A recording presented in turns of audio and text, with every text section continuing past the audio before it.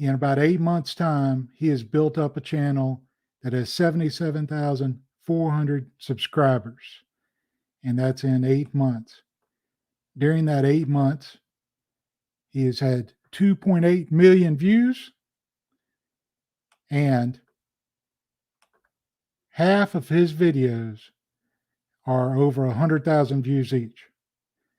I believe the man knows what he's talking about and knows what he's doing. One of his videos has gone over 1 million views.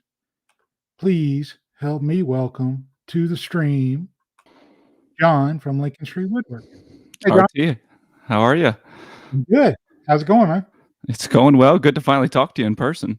Yeah, we've gone back and forth quite a bit, and you've helped me out, and I've appreciated it. Whenever I've reached out to you, you've been glad to give advice and information.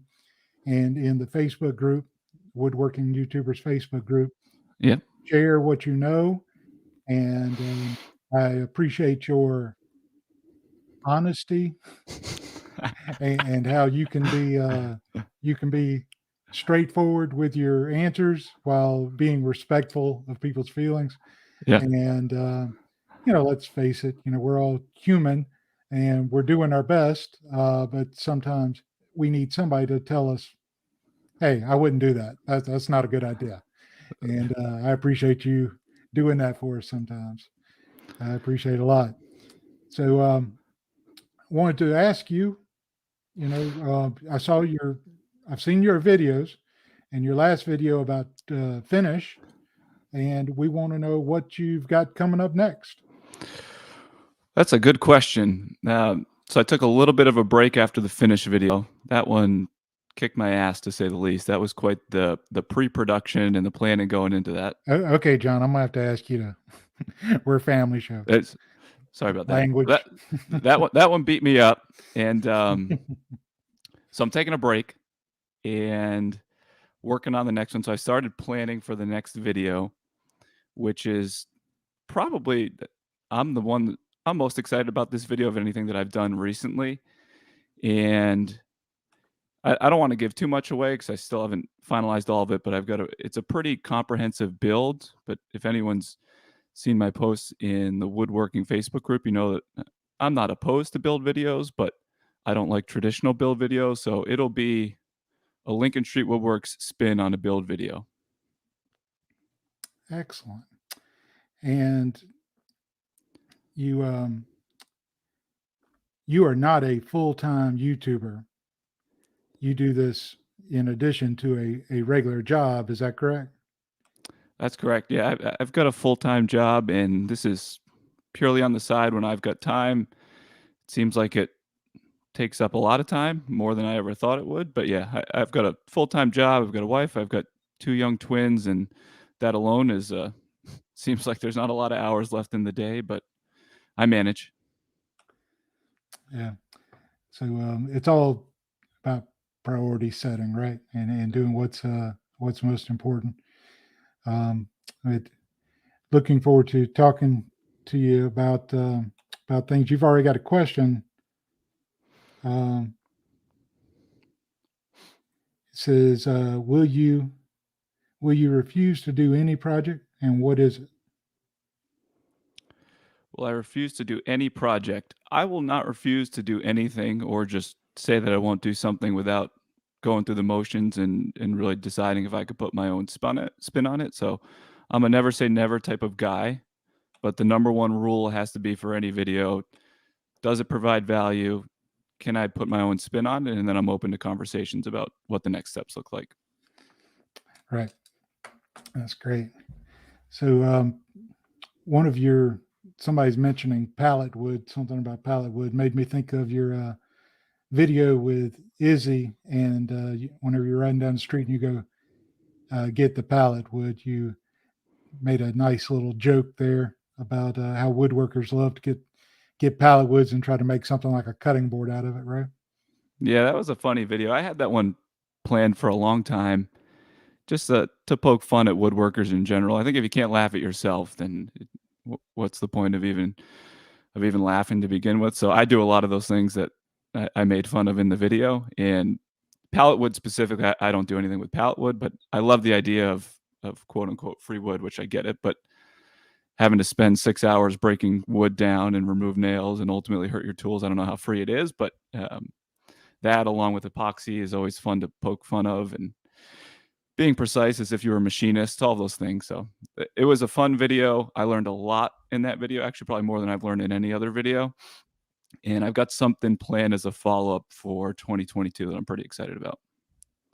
Okay, great. You know, we see these things, whether it be on YouTube or where have you, like epoxy, and we all want to give that a try.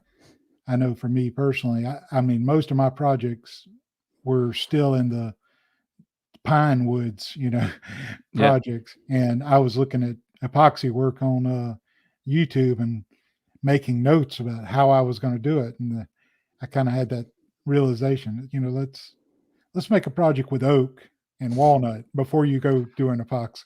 Yeah, let's hit the pause button on that. That makes sense. Yeah, that's cool. So let's talk about the main topic for the night.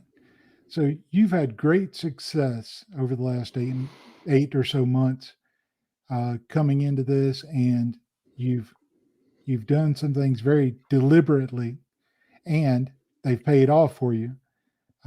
You're very, at least you know what I see in the comments and back and forth with you. You're humble about it.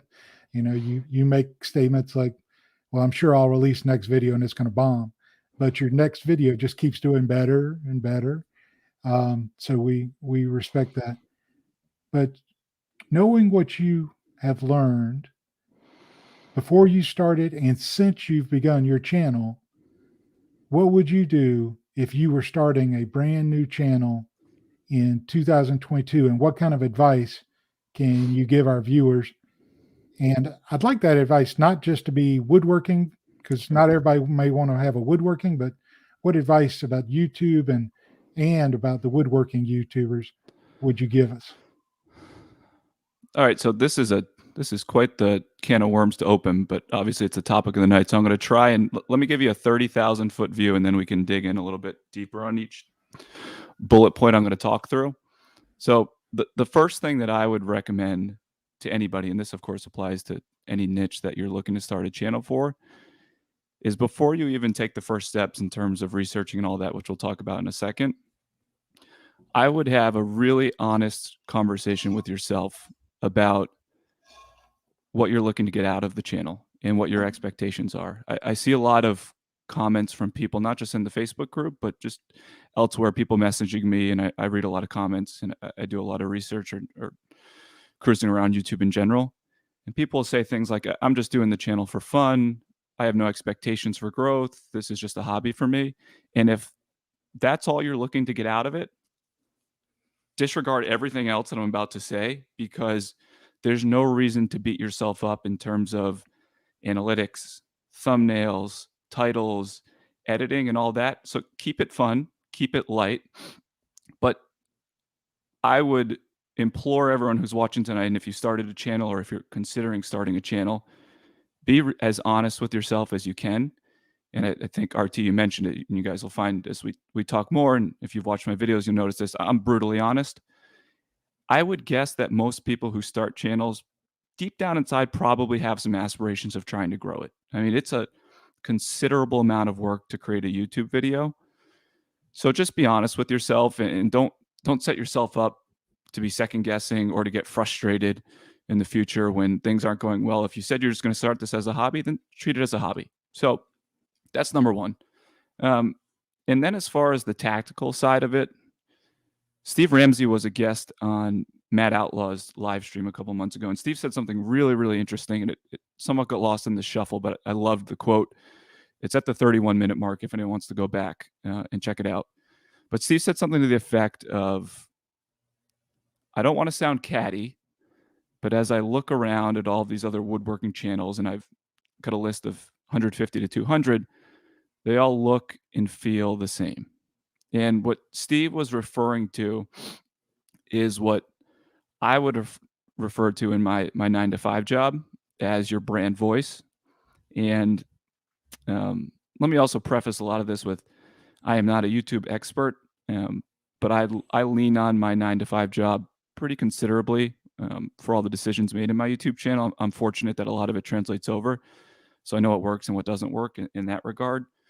So brand voice is where I see people just get completely hung up. I don't think many people think about it. I don't think many people know what it is. And I guess to put it more simply for the sake of this conversation, you could say that brand voice are just the qualities and characteristics that separate your channel from competitor channels. And competitor doesn't mean that I'm a competitor against you, RT. It just means you versus the other channels, right? Because we're all, in some sense, competing for eyeballs because there's a limited time that someone's going to spend on the platform. So you've got to have a different point of view and a different opinion and a different delivery than the other channels that are more established. And if you don't, I think you're going to be treading water for a long time.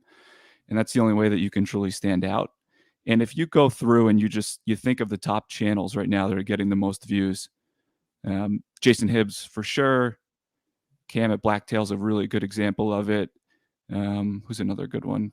Chris Salamoni at Four Eyes. If you were to just try and describe their channels in 2 sentences or less, I think everyone here could probably do that pretty easily. And then I would ask you the same conversation if you're sitting here watching this, thinking about your channel. Could you describe your channel in 2 sentences or less? And it can't be something of, I make build videos and watch me learn how to figure out woodworking, because everyone does that. So you got to have a different spin on things. And I get that that's somewhat superfluous and it's not terribly tangible, unlike most things in woodworking, but I would say it's arguably the most important thing that you need to consider when setting up a channel. And if you're looking for a really quick cheater version of it, there was a great interview with Hillier Smith. He was on the Film Booth video maybe 3 or 4 months ago. If you haven't watched it, you need to watch it. But Hillier Smith, if you're unfamiliar with him, is the editor for Logan Paul, who 4 billion plus views or something. So he knows what he's talking about. And he said, if you're looking to find your voice through editing, challenge cliches. And I think that's a really, really sound advice. When I heard it for the first time, it was pretty profound. So the second thing that I would kind of parlaying off of brand voice is a value proposition. You got to have some inherent value in your channel, and your videos have to provide value. And this is also where I see people get hung up. Value doesn't necessarily just mean that you are teaching every time, right? Or you're explaining something differently. A lot of my videos, I try and make things basically a Cliff Notes version of it, is how Suman sums it up. There's different ways to provide value. It could be value just through comedy. It could be value through a soothing, relaxing, introspective build video. And there's plenty of those out there. But you just have to figure out, does this video provide value? And if it doesn't, then you got to go back to the drawing board, unfortunately. And then the next part of that would be the research side of it. So this isn't super fun, and this is also where I would assume most people don't spend a lot of their times. But before I started the channel last year, so I decided at the end of January, maybe it was, no, end of December, I was going to start it. And I spent the entire month of January auditing channels on YouTube in our space. What videos get a lot of views? What topics get more views? Why did this channel perform differently than the other one? I tried to become basically an expert in it. I could tell you the top videos at the time of probably 30 different channels. And if you're not an expert in something, I think it's really, really challenging to grow quickly. And if you were, let's say you were starting a business outside of YouTube, you wouldn't just start a business without looking at the competitive landscape. What are other people doing? What is my target demo? All of those things. So you have to put in the hours, and you got to look at videos critically. You can't just watch them and be like, oh, that was a fun video. You have to think to yourself, why did I like that video? Why did I want to leave during that point in time, etc. So that's really, really important. The answers to the test are there. I say this all the time. You just got to go and you have to find the answers. And it's not super easy. But the lovely thing about YouTube is you can see views for every channel. I mean, you can read the comments too. You get real-time feedback in terms of what people were thinking while they were watching videos, which is invaluable, to say the least. And then obviously, last but not least, you got to just piece all of that together. And I'm a big goal setter. Some people don't believe in it, but I think you just got to start setting goals. Without them, you're a bit of a ship without a rudder situation. So set those goals, and then figure out what you need to do to achieve said goals. And whether it's posting videos, whether it's making edits to your videos, all those things. But I think you have to have some milestones that you need to hit. Yeah, some of the things that you're pointing out are profound. I mean, I don't disagree. Doing the research is not necessarily going to be the fun part, right? And we had Mr. King on here a couple of weeks ago. He was talking about the research he did before he released a single YouTube short. Well, the research he did led him to putting together a video less than a minute, but there was many, many hours of research before that, but it led to 5 million views. So the research can be very important. This is counterintuitive to a lot of the suggestion out there on YouTube where everybody says, just hit record. Just go out in the garage and hit record. And what your viewpoint seems to be different than that. What do you say to those people that say, just hit record? I'm glad you brought it up, RT. There's a lot of, I call them talking points that have manifested themselves for whatever reason in the how to grow space. The just hit record is probably one of the ones that drives me the most insane. I mean, you can go out and just hit record, but again, set your expectations for what you think the output and the end result is going to be. You get out of things what you put into them, and you may get lucky and you might catch a unicorn, but I'm going to bet 9 times out of 10, if you just go out and you hit record, you don't do any research, you don't have a plan, you don't have a rough script, you don't have a target audience, you don't have value that you're looking to provide. Again, I just think you're setting yourself up for unneeded frustration when a little prep and work up front can pay extreme dividends in the end. And you don't get a do-over when you post the video. Once it goes out into the interwebs, it's done. And you can't go back and redo the same topic right away because then you look like a goof. Yeah. Another one that I hear a lot of times that you don't seem to follow, and it's not an insult on you, John, but I want your opinion on it, is everybody says you need to post on a schedule. You need to, if you're going to post on Thursday, you need to post every Thursday or every other Thursday, no exception. What's your viewpoint on that? Yeah, that's another one of those talking points. I mean, I could not disagree with something more than the consistent posting. If you're a vlog channel and it's what did I do every day? Yeah, you probably got to post every day. But if your channel, and for the sake of everyone in this conversation, let's assume we're all in the woodworking space, we're not vloggers, okay? And the main reason that we create videos is mostly to teach, to inform, to grow a community. And you can't do that unless you do this full time. And even then, I'd argue once a week is crazy. And I don't know how Matt does it with his schedule. I think you just set yourself up to burn out. And we say this all the time in my 9 to 5. You're checking a box to check a box. And I catch myself doing it in my day job. And you need to be really, really careful that you're not just going through the motions and that you are posting a video that provides value. And if it's a month, 2 months in between, and James mentioned this last week in the live stream, so be it. But I'm overly protective of my brand, just again because of what I do in my day job and my career experience. So I'm never going to put something out for the sake of saying I have to put a video out on Thursday. It's simply not going to happen. And I think that you'll find a lot of the pressure will be removed because you don't have this artificial timeline that you've created. Instead, you'll be focusing on the things that really matter, which is value, which is brand voice, which is doing your research, doing your homework. And then again, I think you're going to be happier with the results instead of a timeline. And I found, sure, I might have more subscribers and more views if I put a video out 1.5 times more frequently than I do. I would be miserable, which in turn would make me not want to do it. And then also, I think over time, the videos would just go down in quality. And I'm just simply not willing to do that. Yes, brand quality is definitely a priority to protect it after you get started. One of the things that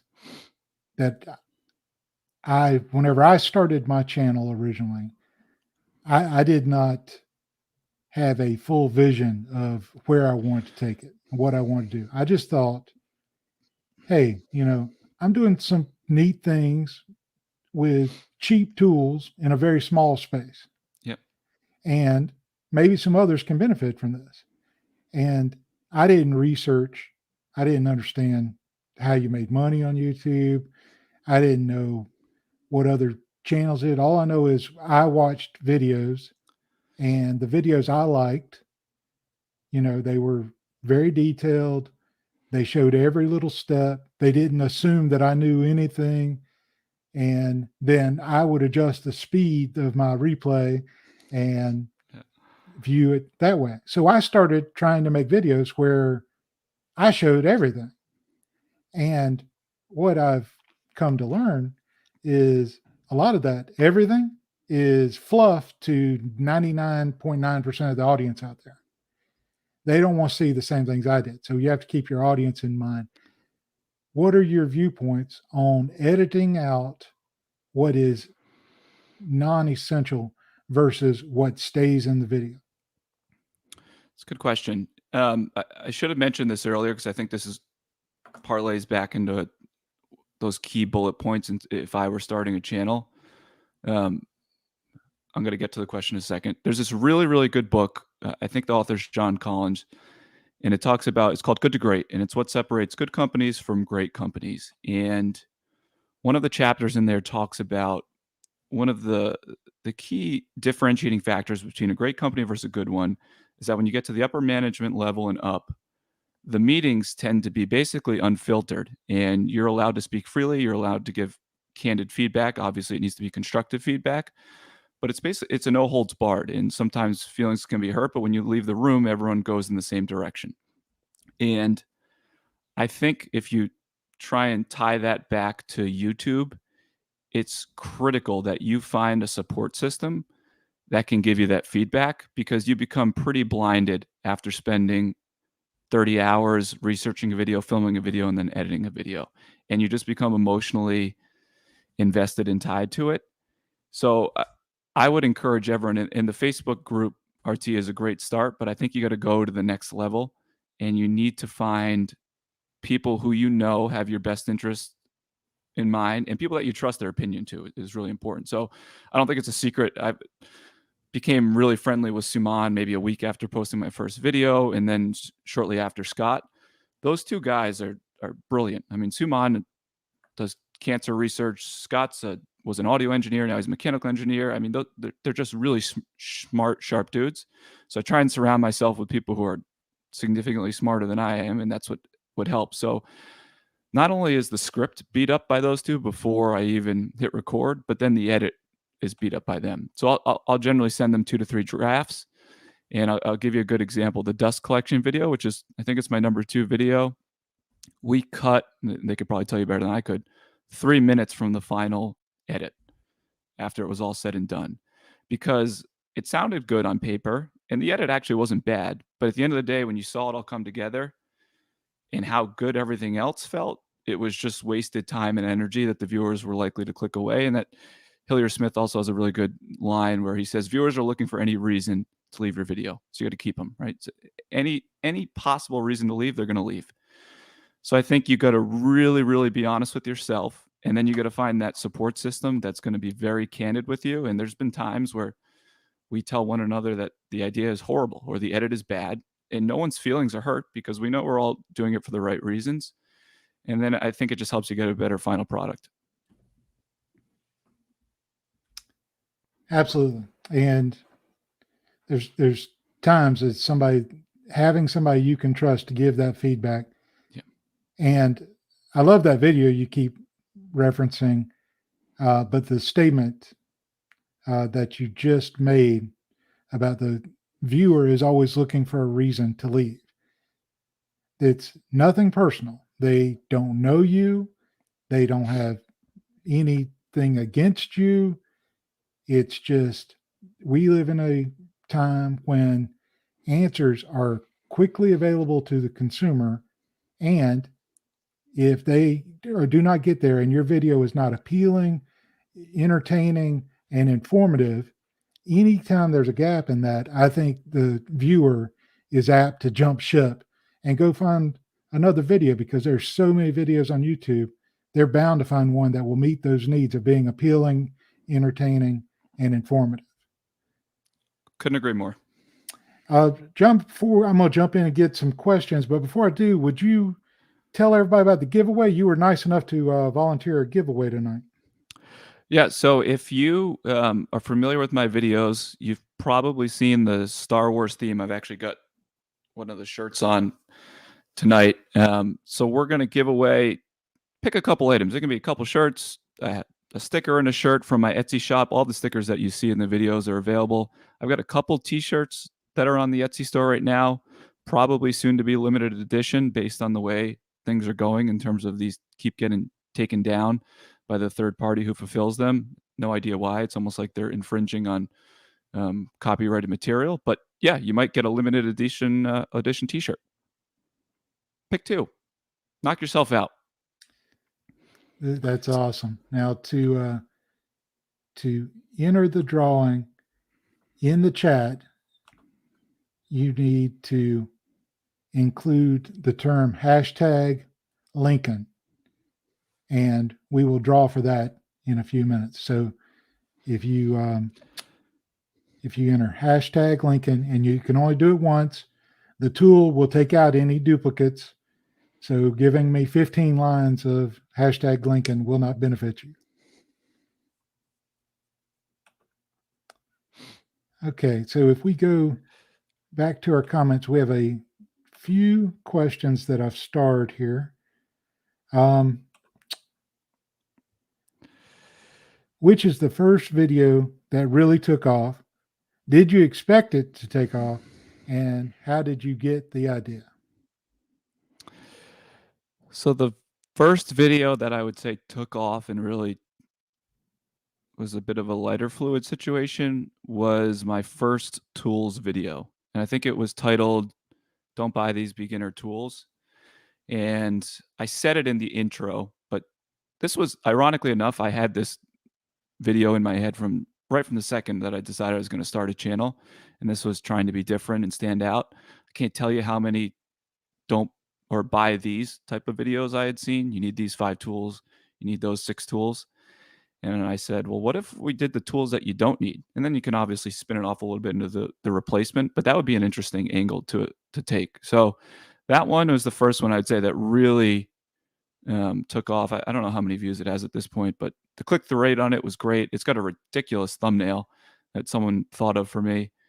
And then that also, the nice thing about it is that I was able to then take that into a Power Tools version, which is now my most popular video that I have.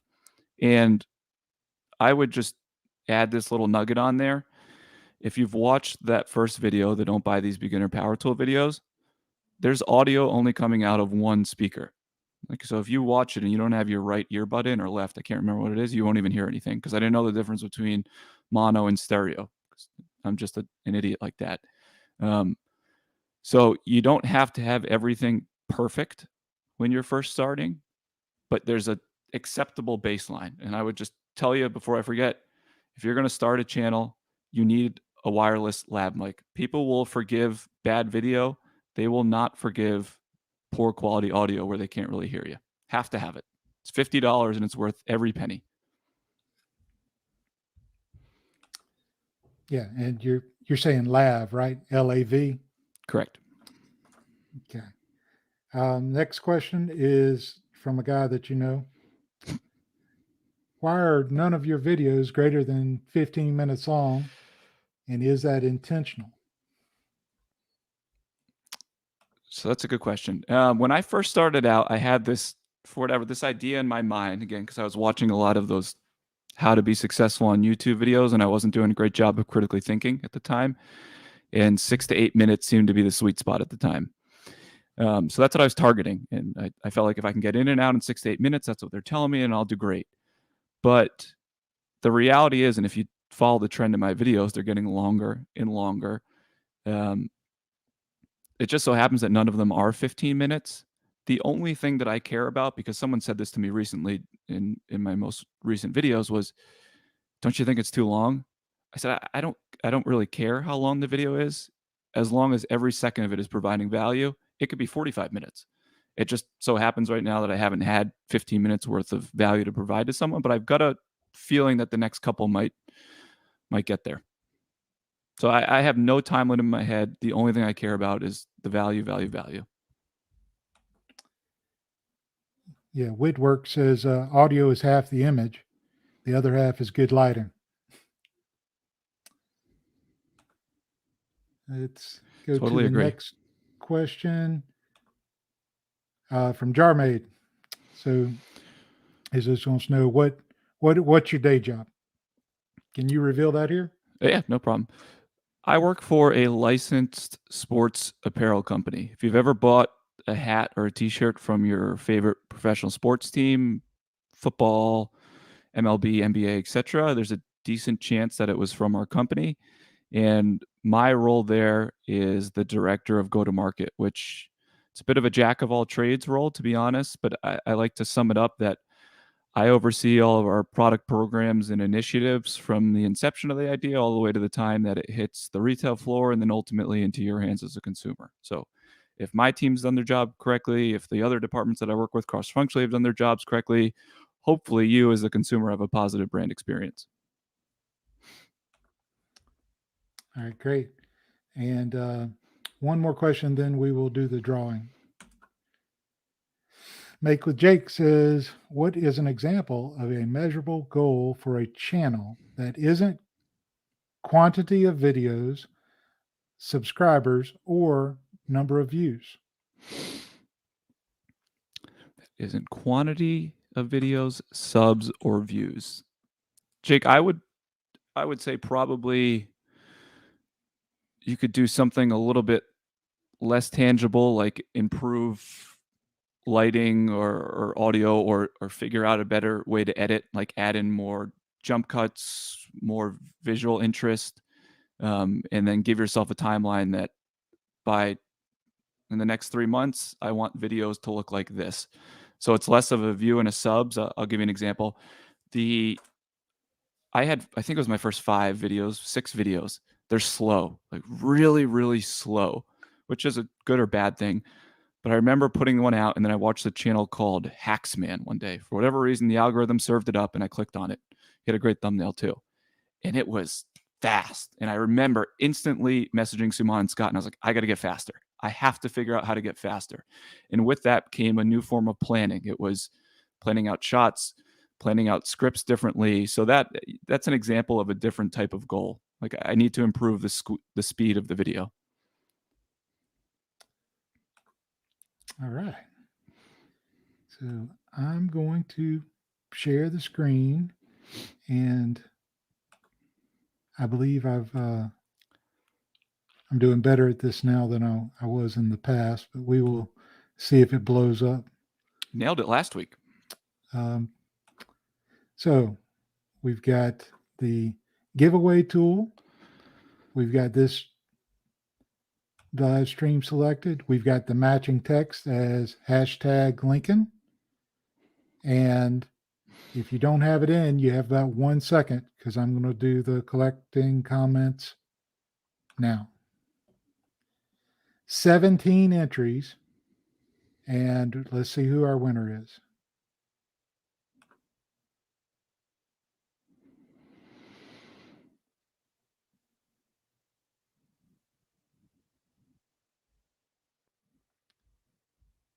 Mila, any guesses? They're rich Evia? I believe Mila's from the Ukraine. I think Okay. Mila, was it you who sent me a message before this about the Darth Blader or the Darth Vader vote-in?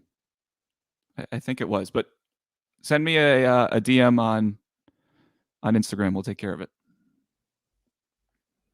All right. And congrats. Congratulations. Happy for you. Now, we've got some more questions coming in. Now, let's see. We did make with Jake. here we go back to Simon. What are your thoughts on sponsorships? Have you considered taking the bait? All right, that's another good one. So I had a line in one of my videos. I think it was in the power tools video. It's one of my better ones, about no one wants to sponsor this dumb channel. And at the time, no one was reaching out to me other than the usual Fanny from Jello Brands, who emails every single one of us looking to try the latest tool. Since then, I've had some people reach out, and they do, seems like more and more frequently now. And it's the usual suspects. It's the doorbells, it's the hair loss, and all of those things. Actually, I don't have any contracts on it, so I can say it. The money that those people offer it's not a small amount of money. You don't want to snub your nose at $1,500, $2,500 ish, but for the requirements that they have versus the restrictions that you need to work within, or the confines rather, have never made much sense to me. And I'm so hyper focused on delivering the best possible video that I can, that none of them have felt organic enough that I could include it. And it wouldn't just be another channel where I'm telling you that you need to go get Keeps, or you need Ring, or whatever the other ones are, or this coffee subscription type of thing. So I'm not wholly opposed to it in the future. It's got to be organic and something that I strongly believe in. But I like to go at my own pace, and a lot of times they have deadlines you have to meet, and that's just not something I'm willing to compromise on. So for the time being, you won't see any sponsors on the channel. I'd rather give you guys the best possible video that I can, and it's not going to include sponsors right now. All right. So,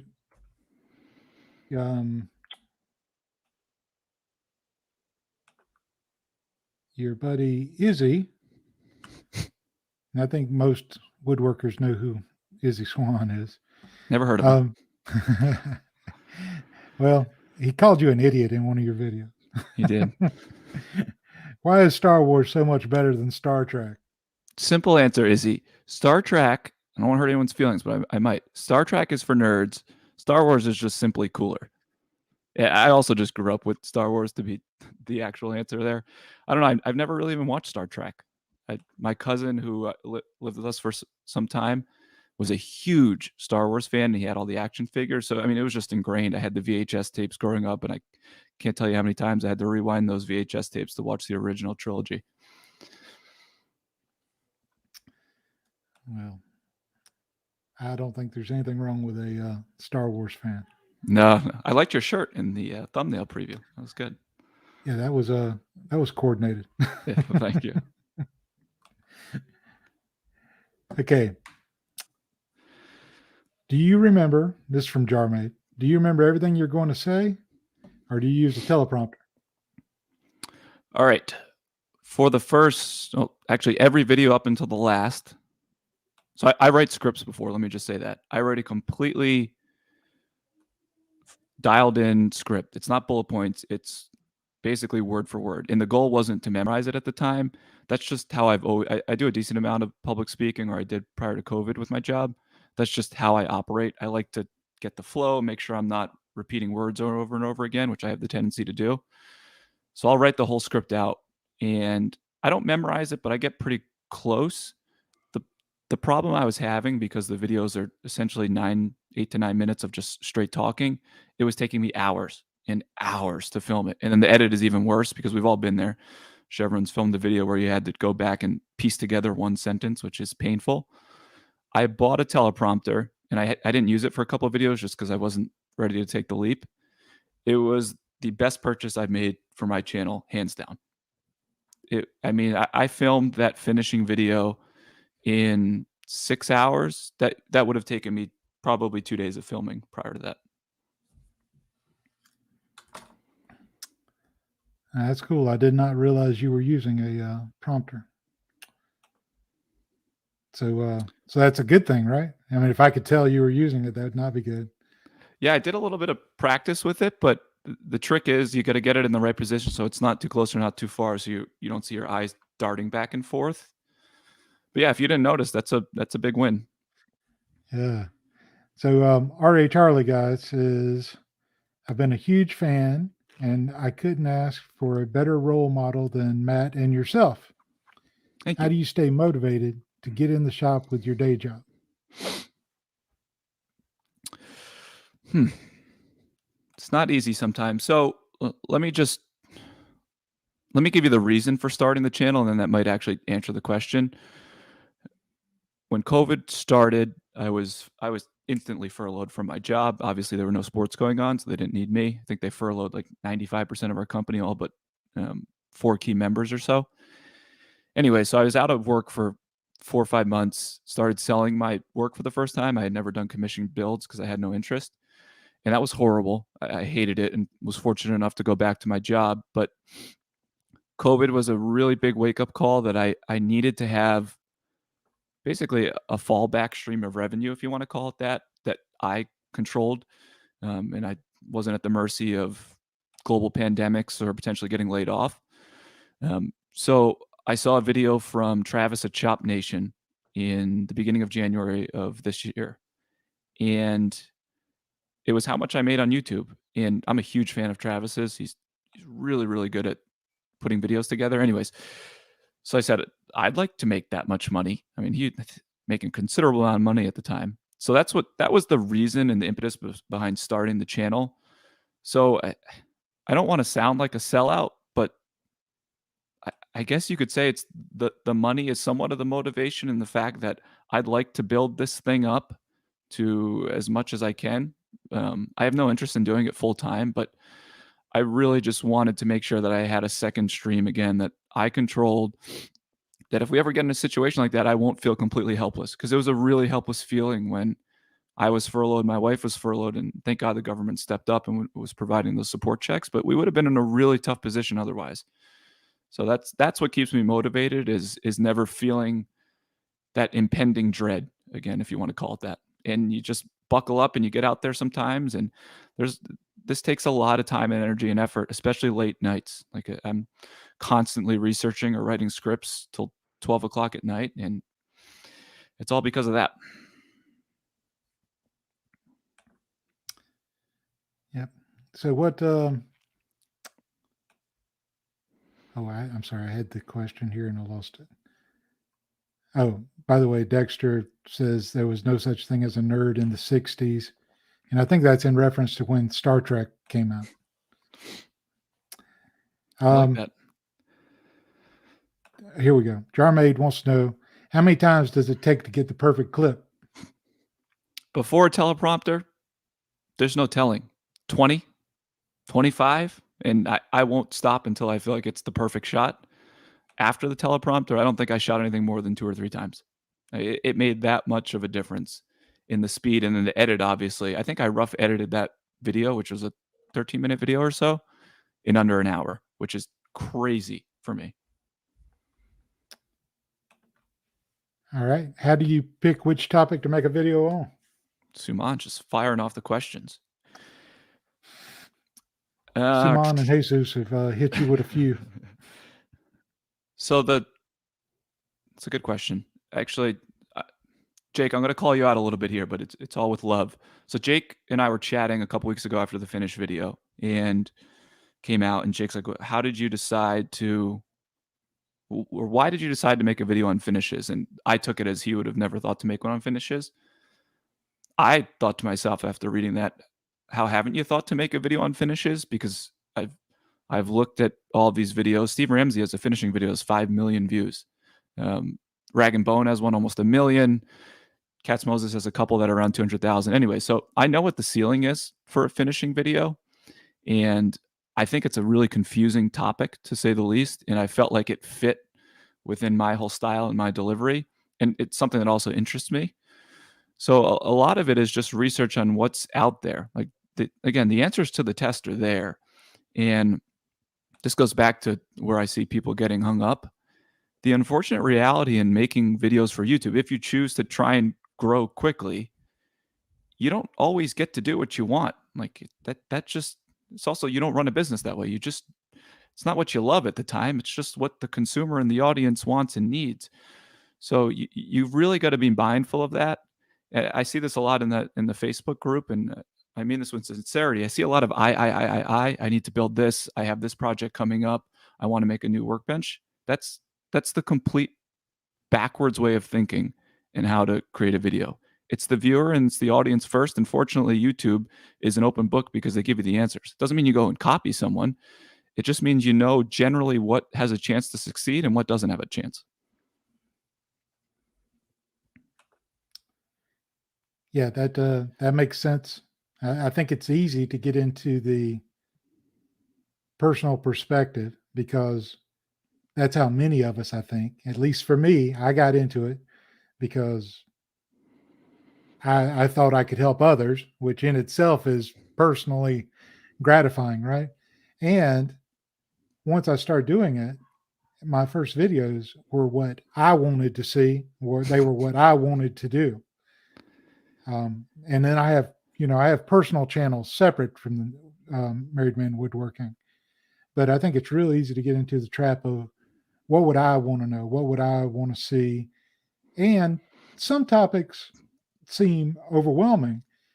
Finishing, yeah, I really respect you for doing that one because you just can't go to Sherwin-Williams and pick out 1 or 2 cans of finish. You had to either have on hand or purchase a big variety so that you had a representation of every type so that you could put the information together in a consumable way for your viewer. And you did that in less than 15 minutes. So I respect that. And that is one of those file away videos. I file it away for reference later. And I think a lot of woodworkers would do that. They find a video that conveys the information in a way that is like opening up an encyclopedia. It lays it out for them so that if they ever need to reference it again, they can. And I think you did a great job on that. I would say along those lines, RT, for anyone watching this, if you haven't seen the new Think Media video, I think it went out 6 days ago or so, and it was YouTube worker reveals these 6 secrets type of title. I can't remember the exact one. Stop everything you're doing after this and go watch that video.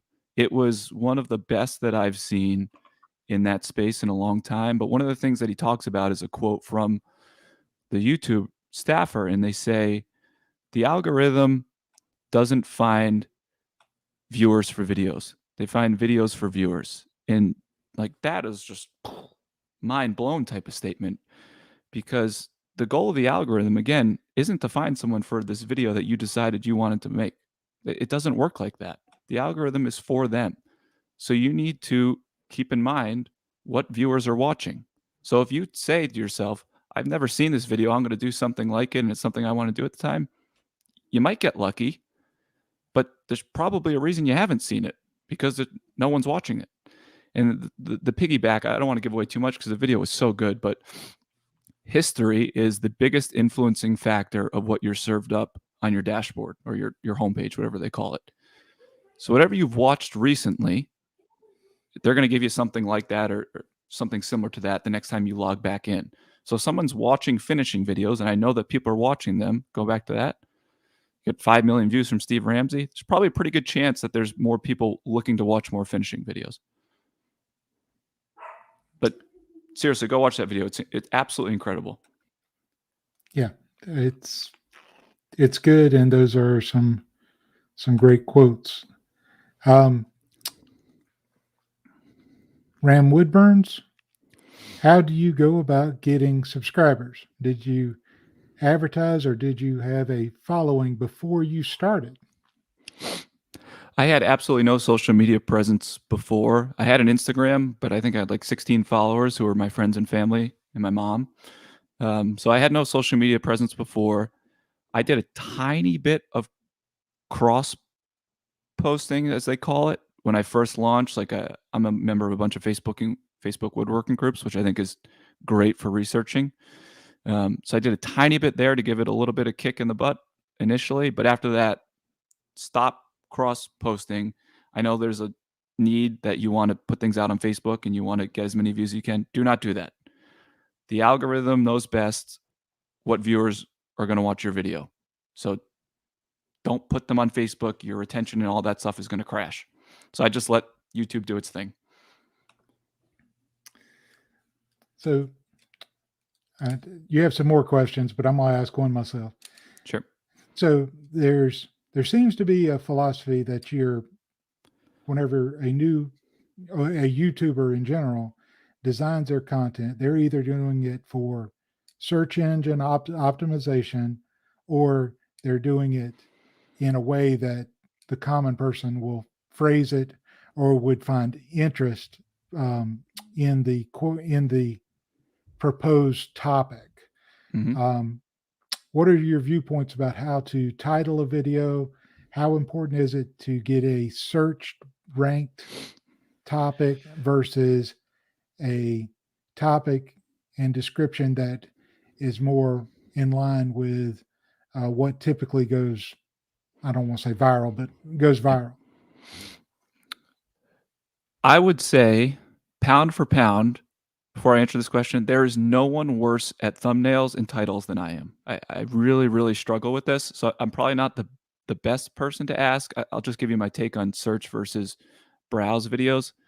I don't target search-based videos because, and if you watch the Think Media video I just referenced after this, you'll see, I think it's, RT, what did they say? If you watch, like 65% of views typically in our space, which come from browse. So the majority of the views are coming from browse. So that's where my main focus is. And I think search is really, really tricky because my overall impression of search and opinion of it is that search-based content needs to be really, really quick because you're going for a very specific answer. So like it's, I'm just making something up, how to tie your shoe, right? When you're looking through the videos and deciding which one to click on for how to tie your shoe, I always click on the shortest one that has the most views because I want to be in and out. I don't want fluff. Whereas browse type videos, I don't think fall into that category because you may just create a really good topic that someone didn't even know they wanted to watch and now they're watching it. So that's why I tend to try and stay away from search and just keep it as broad as I possibly can. Yeah, it makes sense. I've got one video that's done pretty well in search, and it took it most of the year, but it got 10,000 views, and most of those views are through search, but it's a tool assembly video. And I went through, and it's very detailed, and if I had to do it over again, it would still be detailed, but it'd probably be 5 minutes shorter. Yeah. Did it generate a lot of subs? Because I've always felt like those videos don't generate a ton of subs either. It percentage-wise to the views, no. Yeah. It did not. And because they get their answer, and they're gone. This video has got a ton of good comments saying, how much they appreciated it, how great it was. And I've picked up some great subscribers from it. But I know a lot of them who even left comments. They just moved on because this was not their, that's not really what they were looking. They just needed to get the tool put together. Exactly. Yeah. Okay. So Whitworks says, do you hope to hit 100,000 subscribers before year one is up? Candidly, yeah. That's one of the big goals I'm shooting for. I'd like to do it before the end of February if I could, which we're pretty close to on track for. Yeah, I would say you are. And Saman says, what's the best advice you've ever gotten, read, seen that has helped your channel grow the most? It's a tough question. Other than the Hillier Smith comment about challenging cliches, I'm a big Mr. Beast guy. I don't think you need to emulate everything Mr. Beast does because he's more viral based content. But if you ever sat down and listened to an interview of his, which I really encourage everyone to do because he's probably one of the best YouTubers around, he'll highlight the importance of the first 30 seconds of a video. So I think that probably doesn't get enough attention for people when they're planning things out or when they're shooting. Just go through the motions of it, and then they're more worried about the meat and the potatoes. But if you look at your retention graphs, right, everyone's got it. First 30 seconds, you want to try and keep as many as you can, but a lot of people are down to 60, 50%, which is not good. You're not going to get picked up in the algorithm that way. So he just talks about the importance of focusing on the first 30 seconds, which is something that I do. I actually focus on the first 10 seconds more than anyone would even believe. I rewrote the intro to the upcoming video 20 times or so. I still don't like it.